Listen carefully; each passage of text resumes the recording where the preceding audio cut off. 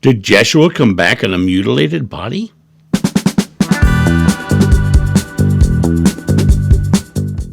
Hey guys, John here. Got a great question that came in, and he ended it with 4 question marks, so he really wants to know. Let me take a quick drink of water here. Keep my body flowing. Here's the question. Did Jeshua really die, stay dead for 3 days, and then come back in the same mutilated body? Or is this just a lie from writers? Question mark, question mark, question mark, question mark. I don't necessarily think of it as a lie, per se, as much as I think of it as they were speaking stories that are based upon messianic rituals, messianic beliefs. And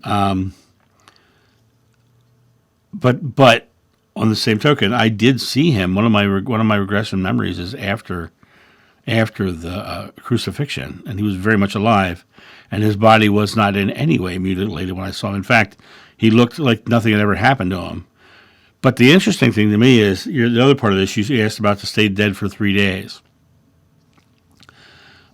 First of all, let me just say, my memories of that lifetime are not complete. I don't have complete recall of everything. I have a complete recall of me and 2 other people carrying his body to the tomb. And it's a brief glimpse. I have a recall of that moment. But the moment that I saw him afterwards was sometime later, because I was no longer in Jerusalem. I was back in Galilee, and I was on a boat, and he was on the shore. And I literally ran up to him and dropped to the ground face down in front of him because I thought he was dead. And I saw him standing there right in front of me, perfectly healthy. No scars, no his eye was fine. There was no injury on the man. But like I say, it wasn't 3 days later. It was much, much, much later. Weeks, months, maybe even. But the interesting thing to me about this concept of the 3 days and then came back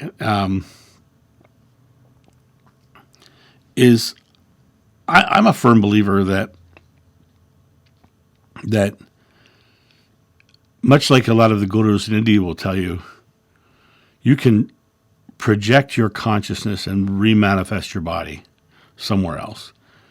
And though I myself have not been able to do it, or I don't know anybody in this physical world who's able to do it, but you hear stories of Indian gurus who talk about that, coming to a river and manifesting on the other side to avoid going through the river.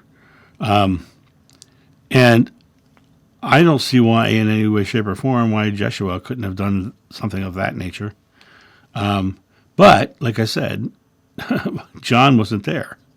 And John, you hear the stories of them running to the tomb and all that stuff. I would not surprise me if we went to the tomb and he was gone, because if you're manifesting your body somewhere else, your body would go with you, right? You wouldn't leave one behind. So for me, I just look at this as a lot of stories that have become convoluted over the years.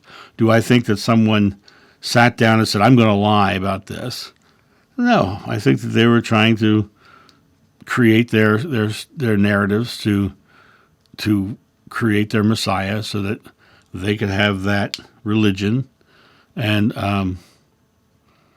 but I don't like to think of people as liars in general, but I would think that they were definitely had an agenda when those things were written. But like I said, though, I did see him after the crucifixion, and I can't deny that because it's one of my memories. So I hope that answers your question.